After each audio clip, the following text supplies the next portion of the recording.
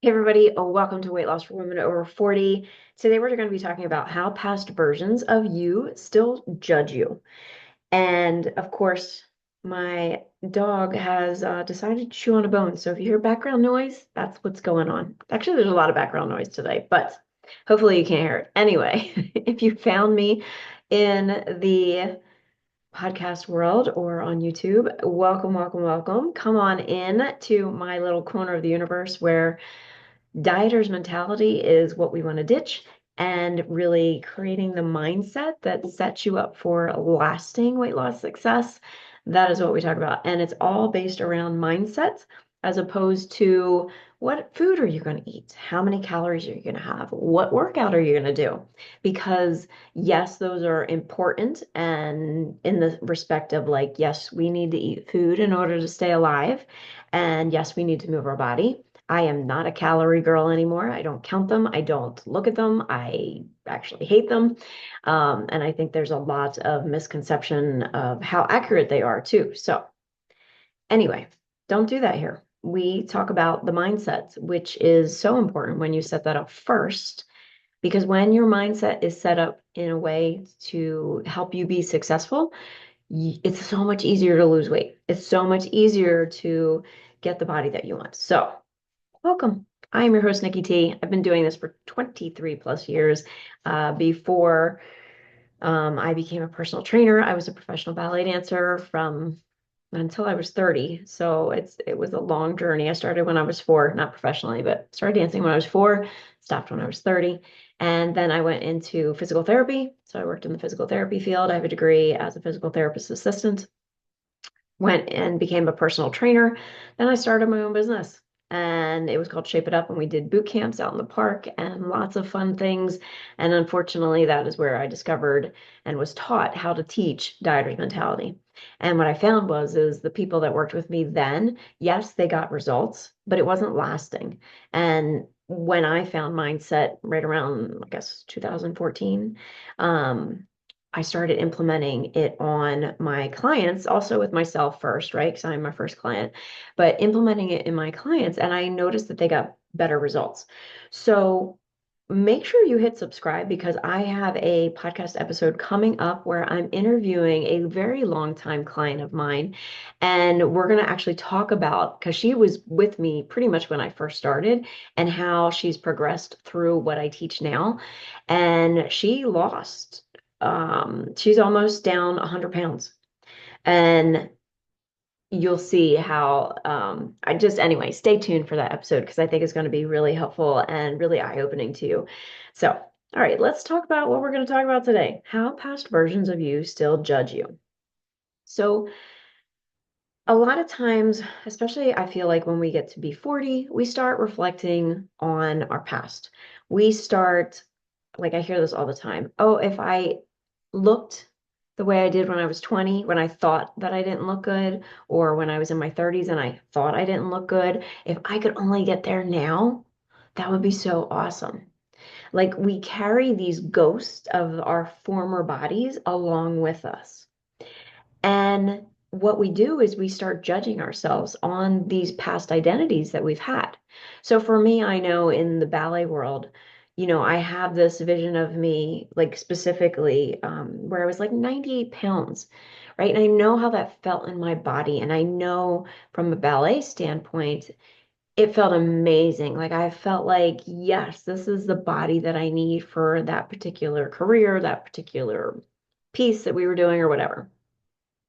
And then I fast forward and I look at when I was 30 and when I was pregnant. And I honestly, I didn't like the feeling when I was pregnant. Like I didn't like all that extra weight.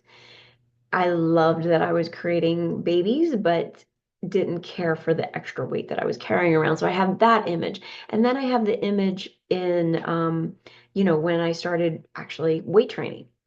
So, like for you, it may be when you were a teenager. Do you remember how you felt? Maybe you were told that your mom took you to a place, I like to call it the Watchers of the Weight, and made you go to this group where you had to weigh yourself and you had to be accountable to this group. And as a teenage girl, that's a lot. That's a lot to put on a teenage girl. But maybe that was one of the versions of how you started dieting, or maybe you saw something as a teenager that your mom did, or, and again, we're not judging mom and dad or anybody else in your world because they were doing the best that they could with the information they had. But those influences that you had as a teenage girl are still affecting you today in your 40s, 50s, however old you are. Then, if you were a person that maybe hit in the 30s and you were running marathons and doing who knows what, probably chasing kids too, but you reflect on that and a lot of people are like, oh my gosh, I was so in shape. I was so fit and healthy. And why can't I be like that now? Right? Or the person that's had the babies and you're still carrying around that baby weight and your baby is over 20. Like you still are carrying these almost like this guilt and shame about versions of you that you're currently not, right? And there's an element of when you decide that, yes, that happened in your timeline, yes, that happened in your life, and this concept of like body grief almost, like, and I don't want you to take it in the sense of like grief, oh my gosh, I can never have that body again, because that's not true. Like, you can have a version of that body. Clearly, I am 51. I am not going to have a body of a 21-year-old, and that's okay. I'm okay with that, right? But this body grief that we're mourning what was while we're learning to love what currently is.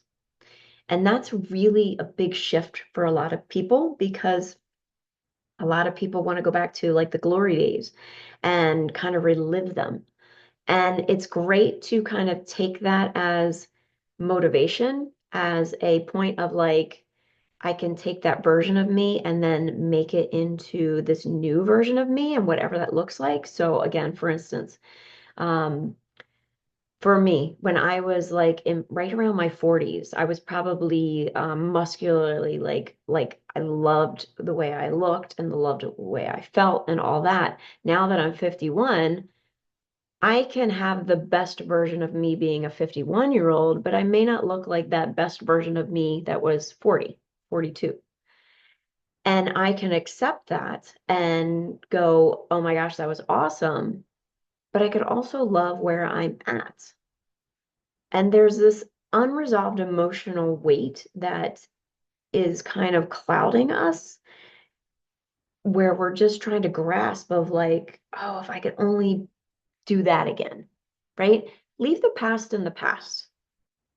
You can reflect on it, you can look at it. Great. It's like driving. You drive and you look forward. You don't constantly look in the rearview mirrors all the time. Yes, you glance in the rearview mirror and the side mirrors, but you don't drive looking at the rearview mirror or the side mirrors because you will crash and burn. And that's not what we want, right? So bringing up those past versions of you where you have your highlight reel and you're like, wow, that was the pivotal moment that doesn't dictate anything about what you currently can do. So let's say you were in fabulous shape in your 30s, and now you're in not so fabulous shape in your 40s and 50s. That's okay because you can still be the best version of you physically and mentally at whatever age you are. I want to really kind of normalize the anger and sadness and guilt and shame that come up when we compare ourselves as a midlife woman versus the younger version, right? Especially when we look at the mirror and we see wrinkles and we see things changing and we're like, ooh, right? And then we have this thought of like, yeah, well, I think this is a societal thought of like, yeah, this is it. It doesn't get any better than today, right? Tomorrow will be a new wrinkle. Tomorrow will be another part of my body that's sagging. But that doesn't have to be your story, right? Take the version of you right now, love you who you are, love all the versions of you that got you to this point. Even if you're overweight, don't care. Doesn't matter, right? Stop shaming yourself, stop guilting yourself into, oh my gosh, I should be like my 40 or my 30-year-old version or my 20-year-old version, right? Start loving yourself where you are, and you can still want to change. I did a podcast on that. And again, I don't know what the name of it is. Just binge listen all of them. But making peace with where you are and still wanting more is absolutely okay. It's totally fine. I encourage it, right? But beating yourself up of like where you currently are now does not help you. It does not serve you. It does not get you to your goals. So with this podcast episode, if you don't know, I have a course inside of my Master Your Mind, Change Your Body, which is the overarching program that I have. There is a podcast version. So I have extra things that come along with the podcast that I am talking about. So you guys get to listen to the podcast, and my clients get extra bonus stuff that goes along with each, not every podcast, but this particular podcast has one. So if you are listening and you are a client, you are going to get the bonus material that comes with this podcast. And if you're not a client already, get yourself into the Jumpstart program or the Master Your Mind, Change Your Body program. I'll leave the link in there, but in the show notes, but it's weight loss for women over 40.net/jump. And that's where you get all the yummy goodness. So the Master Your Mind, Change Your Body is like everything. And the Jumpstart program is how you go from losing 10 pounds in 12 weeks. It's a foundational program. It has everything that you possibly could need to lose weight, keep it off for good. So, to tie this up in a nice little bow, love where you are now. And I know that can be really challenging, especially if you're overweight and you're just not feeling good in your body. And if you need help with that, again, get in the program. But loving where you are right now is key, and still wanting more, right? You don't need to be content. You don't need to be satisfied.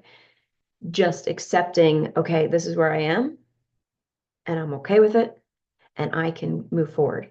Leave your past versions of you in the past. Look back on them in fond remembrance. That's okay. But remember, you got to drive looking through the front mirror, or not the front mirror, the front window. Don't look in the mirrors all the time, or else you're going to crash and burn. All right. I hope this podcast was helpful to you. Definitely go stalk me on any of my social medias. I'm hanging out on Facebook at Nicole Tournay, which is my personal Facebook page, and Instagram at Weight Loss for Women Over 40, 40 at the end. TikTok, same thing at Weight Loss for Women Over 40, and YouTube at Weight Loss for Women Over 40. You got the theme, right? Website, weight loss for women over 40.net. All right. Hope this was helpful. Make sure you hit subscribe because I have some incredible podcast episodes lined up for you coming up in the near future.